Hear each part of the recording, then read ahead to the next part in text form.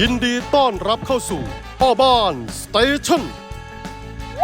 สวัสดีครับผมไปช่องพ่อบ้านสเตชันนะครับผมสำหรับเรื่องราวในวันนี้นะครับจะเป็นเรื่องราวเกี่ยวกับลมยางนะฮะความสำคัญของลมยางเป็นยังไงการเติมลมอ่อนไปหรือแข็งไปมีข้อดีข้อเสียยังไงนะฮะเดี๋ยววันนี้เราจะมาพูดกันทั้งหมดเลยนะครับผมซึ่งก่อนอื่นเลยนะครับเราจะทราบได้ยังไงนะฮะว่าลมยางเนี่ยต้องมีแรงดันลมเท่าไหร่นะฮะของรถแต่ละคันไม่เท่ากันนะครับผมจุดแรกที่จะดูได้นะฮะว่ารถคันนี้ต้องเติมลมเท่าไหร่นะฮะก็คือในคู่มือนั่นเองนะฮะคู่มือติดรถเนี่ยก็จะมีบอกดูหน้าหลังๆนะฮะว่าคุณต้องเติมลมยางเท่าไหร่นะครับผมทั้งหน้าและหลังนะฮะส่วนที่ตัวรถนะครับก็จะมีการแปะสติกเกอร์บอกนะฮะบางคันจะแปะอยู่ที่สวิงอาร์มบางคันแปะที่บังโซ่อันนี้ก็แล้วแต่นะฮะแล้วแต่ผู้ผลิตว่าจะแปะกันตรงไหนนะครับผมอันนี้เป็นตัวอย่างนะครับผมของ WR นะฮะ WR 155นะฮะที่สวิงอาร์มจะมีระบุนะครับว่าขับขี่คนเดียวเนี่ยล้อหน้าเท่าไหร่ล้อหลังเท่าไหร่นะครับแล้วก็2คนนะฮะอันนี้เท่ากันเลยนะครับที่22ปอนด์นะฮะล้อหน้า22ล้อหลัง22นะครับผมอันนี้เขาเป็นยางวิบากเนาะล้อเขาเป็นแบบนี้นะฮะล้อหนาแบบนี้เลยนะครับเขาให้เติม22แล้วก็เติม22ไปนะฮะเพราะคาแรคเตอร์รถเขาไว้ต้องลุยต้องอะไรด้วยนะฮะก็ต้อง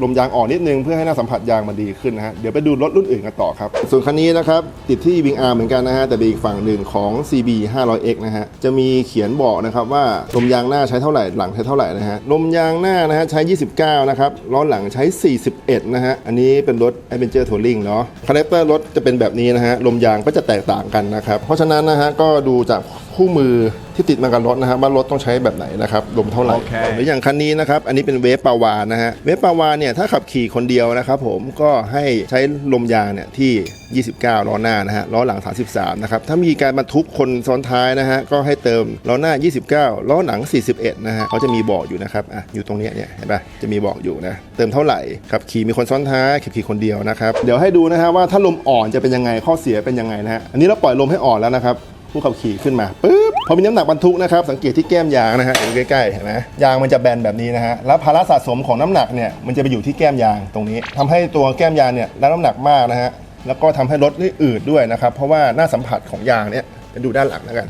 มันจะสัมผัสกับพื้นถนนเต็มไปหมดเลยนะฮะเวลาถ้าล้อหน้ามันแบนด้วยนะฮะเดี๋ยวไปดูดีกว่าล้อหน้าอันนี้เราปล่อยลมหมดเลยพอล้อหน้าแบนเนี่ยเวลาเราหักเลี้ยวนะฮะลองหักเลี้ยวดูมันจะหนักนะครับเนี่ยแล้วภาระก็จะไปตกที่แก้มยางนะอันนี้เราปล่อยเยอะไปหน่อย ประมาณนี้นะฮะและที่สำคัญคือถ้าเป็นแบบยางแบบมียางในเนี่ยเวลายางมันแบนข้างในมียางในถูก็ยางนอกยางก็จะซึมอีกต่างหากนะฮะก็ประมาณนี้นะข้อเสียของการที่ลมยางมันอ่อนเกินไปนะครับตอนนี้เราเติมลมแล้วนะฮะเพื่อให้ได้22 23นิดๆนะฮะเดี๋ยวลองดูแล้วกันว่าถ้าลมยางเหมาะสมเนี่ยจะเป็นยังไงเดี๋ยวมีผู้ขับขี่ขึ้นไปด้วยตอนนี้เราเติมลมยางตามมาตรฐานนะฮะทั้งหน้าทั้งหลังนะครับผู้ขับขี่ขึ้นมาสังเกตที่แก้มยางนะฮะก็จะไม่ยุบแล้วเห็นไหมแล้วถามว่าทำไม WR ถึงเติม22เองนะฮะเพราะว่าเขาเป็นรถวิบากแบบนี้นะฮะการออกแบบการขับขี่ของรถที่เป็นรถ Enduro แบบนี้ยางแบบนี้เนี่ยเขาต้องการให้หน้าสัมผัสยางมันเยอะขึ้นนิดนึงเพราะต้องไปลุยเนาะเนี่ยถ้าสัมผัสยางก็จะประมาณนี้มันก็ไม่ได้แบนนะฮะเห็นไหมหน้าข้างๆก็ยังโค้งอยู่นะฮะตามสรีระยางของเขานะครับแต่ถ้าคุณเติมแข็งเกินไปเนี่ยเวลาขึ้นไปนั่งมันก็จะไม่ค่อยลงมาแล้วข้อเสียของการที่เติมลมแข็งนะฮะระยะเบรกที่คุณใช้จะมากขึ้นนะครับผมและยางเวลาสึกหลอเนี่ยจะสึกเป็นบางๆด้วยนะฮะเพราะฉะนั้นเนี่ยก็แนะนำให้เติมลมยางให้เหมาะสมกับที่ผู้ผลิตกำหนดแล้วกันนะครับแถมให้นิดนึงฮะสำหรับล้อหน้านะครับอันนี้พอดีแล้วนะฮะลองหักแฮนด์ดูเขาจะหักได้ง่ายกว่าถ้าลมยางอ่อนนะฮะยางที่มียางในแบบนี้นะฮะแนะนำว่าสัปดาห์นึงเนี่ยคุณก็เช็คสักครั้งหนึ่งแล้วกันเพราะว่ายางมันจะซึมเร็วกว่ารถที่เป็นยางจุ๊บเลดนะฮะถ้าจุ๊บเลดเนี่ยประมาณ2สัปดาห์หรือเดือนนึงก็ได้ค่อยเช็คทีนึงหรือถ้าคุณขับขี่ปกติเนี่ยแล้วคุณไม่รู้นะฮะลองจำพฤติกรรมก็ได้ตอนหักแฮนด์เนี่ยอยู่เฉยๆแล้วลองหมุนเนี่ยหมุนเนี่ยความง่ายในการหมุนอะไรพวกนี้มันจะไม่ค่อยหนักเท่าไหร่ถ้าคุณใช้งานอยู่แล้วคุณเริ่มหักแฮนด์แบบจอดเฉยๆก็ออกจากบ้านเนี่ยถ้ามันเริ่มหนักๆคุณก็เช็คลมยางก็ได้นะฮะถ้าคุณขี้เกียจเช็คบ่อยๆนะฮะลองจับพฤติกรรมรถดูครับเดี๋ยวพรุ่งนี้นะครับเราจะทำการทดสอบให้ดูกันว่าถ้าเราเติมลมยางตามมาตรฐานเนี่ยการขับขี่จะเป็นอย่างไรและลมยางจะเพิ่มขึ้นตามที่เขาเคยล่ำลือกันหรือเปล่าว่าถ้าขับขี่ไปเนี่ยเรื่อยๆมีความร้อนสะสมที่ยางเนี่ยทำให้ลมยางมันเพี้ยนนะฮะเดี๋ยวมาดูกันดีกว่านะครับซึ่งลมยางของ CT เนี่ยที่รถผมไม่ได้ติดบังโซ่เดิมนะมันอยู่ที่บังโซ่เพราะอิงตามคู่มือนะฮะข้างหน้าหลัง33นะครับเดี๋ยวมาดูกันดีกว่านะว่าพรุ่งนี้ลมยางจะเป็นยังไงผลที่ได้จะเป็นยังไงลมยางแรงดันลมมันจะเพิ่มขึ้นหรือเปล่าถ้าคุณเดินทางไกลๆนะครับก่อนจะไปเดินทางกันทดสอบลมยางนะฮะตอนนี้เราต้องเช็คลมยางกันก่อนนะครับสำหรับล้อหลังนะฮะสเปคโรงงานของ CT คือ33ปอนด์นะครับตอนนี้มีอยู่ประมาณ30นะฮะไม่รู้ว่าในกล้องจะเห็นหรือเปล่านะ30แล้วก็เติมให้ครบ33ตามค่าโรงงานมันเลยมาที่40เยอะไปเอาออกหน่อย จะดูกันว่าถ้าเดินทางสักชั่วโมงกว่าๆเนี่ยแรงดันลมมันจะเพิ่มขึ้นหรือเปล่านะฮะ34อีกนิดนึงเอาให้เป๊ะ33เรียบร้อยนะครับเดี๋ยวไปดูล้อหน้าต่อมาที่ล้อหน้ากันบ้างนะฮะมาดูว่าเป็นยังไง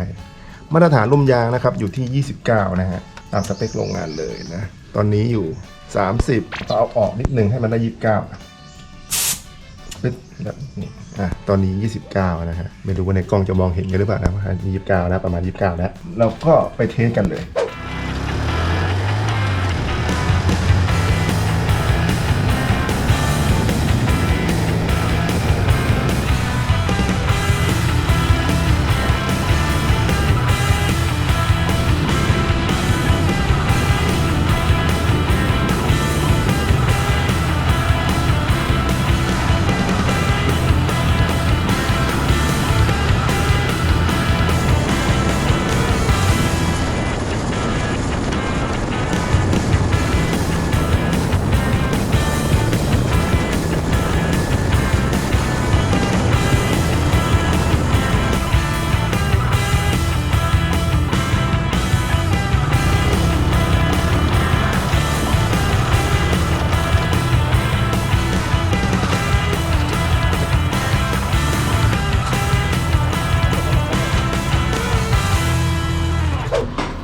มาถึงจุดหมาย